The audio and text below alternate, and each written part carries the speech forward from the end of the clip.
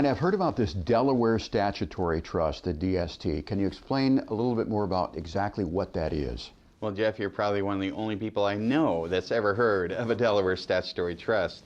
CPAs haven't heard about it, real estate agents, financial advisors, which are the three people that would be involved in a DST transaction. So it is a little known part of the code. It was created with Revenue Ruling 2004-86 in the year 2004. That allowed for the first time people to do Section 1031 exchanges, selling their investment real estate and buying other investment real estate. But for the first time, they didn't have to be the landlord. They could have somebody else be the landlord. And so one of the things about a DST, a Delaware Statutory Trust, there's nothing particularly important about the word Delaware. That just happens to be where it was created. So it's something in the tax code that allows somebody with investment real estate to sell their investment real estate, do a tax-deferred 1031 exchange, not be a landlord. Now, one of the questions I get asked is, well, can't I just do this into a real estate investment trust, a REIT? No, you can't. You can't do it into an LLC, a partnership, any other form of ownership, passive ownership, other than a DST. So Brian, who is this DST strategy best suited for? Yeah, so first of all, you have to own investment real estate. This is not applied to your principal residence or vacation house. It should be appreciated or you've taken a lot of depreciation. Maybe it's older and it has a lot of deferred maintenance. Maybe you're older and you're not wanting to be a landlord anymore. Maybe it's a good time to sell where you're at. The prices have gone way up and you want to maybe diversify into other kinds of real estate like apartments, buildings, and self-storage and different kinds of real estate like that. Maybe you're in a situation where you're worried about your legacy and your spouse having to manage your rentals or your kids, that kind of thing. Another example is where your cash flow isn't that great from your real estate. If you own raw land and you're getting nothing but you happen to pay property taxes, you'd be probably better served selling it, doing a transfer into a DST, and then getting monthly cash flow. And finally, if you just want to retire from being a landlord. So there's a lot of people where this strategy might be suited for. So Brian, it sounds like there are a lot of good upsides to a DST, but why would someone not want to do a Delaware Statutory Trust? This is probably the best question because whenever I talk about this, it's like, okay, what's the catch? That sounded really good. And like any investment product out there, there are negatives. There is no perfect investment. So with a DST, the first thing I can think of is that it's not liquid.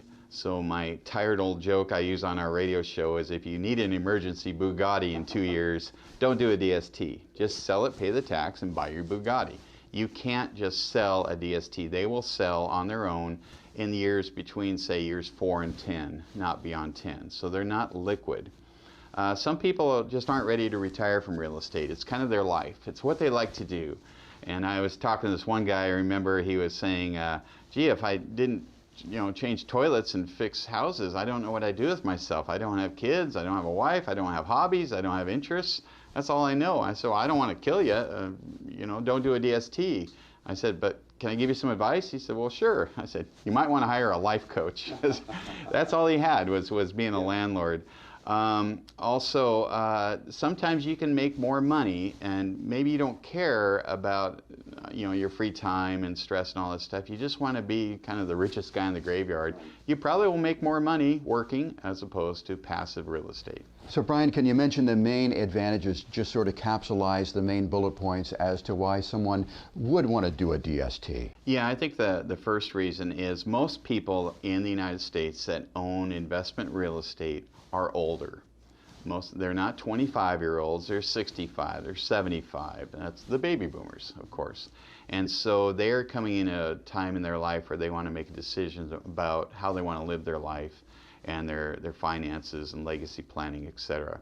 So that's probably one of the biggest benefits is that you can go from go, trying to have the max growth to a point in life where maybe I just want less stress, more security, diversity, good cash flow, and not the management duties of a DST.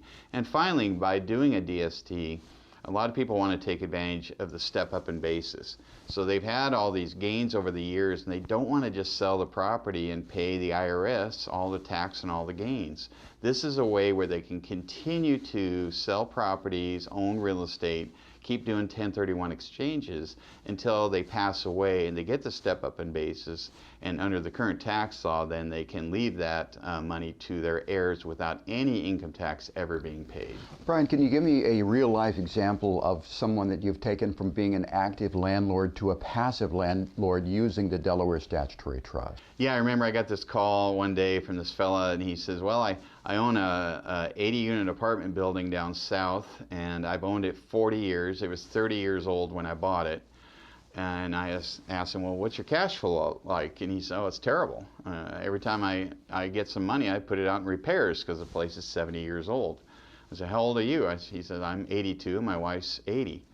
And he says, you know, but I don't want to pay the tax. So I've been looking around for other properties, and I got two problems. One is I can't find any that are $7 million. And the other thing is I have $3 million in debt. I got to get a new mortgage to qualify. And I got to go to a banker and ask for a 30-year loan, and I'm 82 years old. So I'm having a little trouble making this work out. My cash flow stinks, and I'm tired. Can you help me? Well, I said, well, absolutely. So we did DSTs. We got him the $7 million replacement property with the $3 million debt on there, so he didn't have to pay any income tax. His cash flow went from near zero to over $200,000 a year. He didn't have to lift a finger. He owned, I believe, 7 DSTs, different kinds of properties in different parts of the country, so he was diversified. So it was just a huge win for him. And as a side note, about 3 years after he started getting dementia, and that would have been a really sad thing for him to try and manage that apartment building without having this DST. Really good information, Brian. Thanks for that.